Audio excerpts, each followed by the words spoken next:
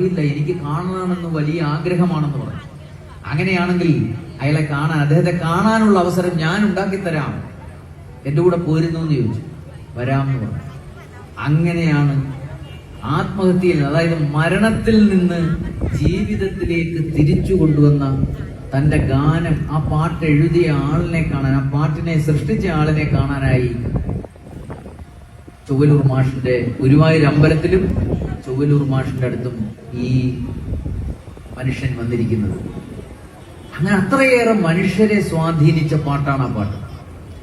മറ്റൊരു സംഭവം, R.K. ദാമോദരൻ എന്ന് പറയുന്ന ഭക്തിഗാനങ്ങൾ, ഒരുപാട് ഭക്തിഗാനം അദ്ദേഹം എഴുതിയിട്ടുണ്ട്. ഭക്തിഗാനങ്ങൾ എഴുതുന്ന ഒരു ഗാനരചയിതാവ്.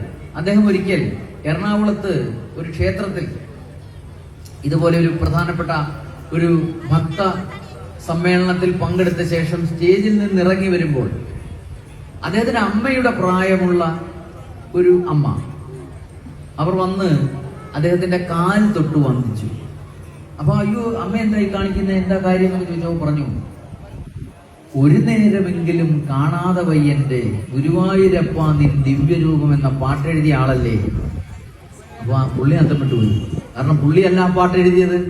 ആ പാട്ടെഴുതിയത് ചൊവ്വലൂർ കൃഷ്ണൻകുട്ടി മാഷ. ഉടനെ പറഞ്ഞു, അയ്യോ അത് ഞാനല്ല, ഞാനും ശ്രീകൃഷ്ണന്റെ ഒരുപാട് പാട്ടുകൾ എഴുതിയിട്ടുണ്ട്, പക്ഷെ ആ പാട്ടെഴുതിയത് ഞാനല്ല, അത് ചൊവ്വലൂർ മാഷാണെന്ന് പറഞ്ഞു. എങ്കിൽ എന്റെ ഈ പാദ നമസ്കാരം അദ്ദേഹത്തിന് കൊടുക്കുക എന്ന് പറഞ്ഞു ഈ അമ്മ.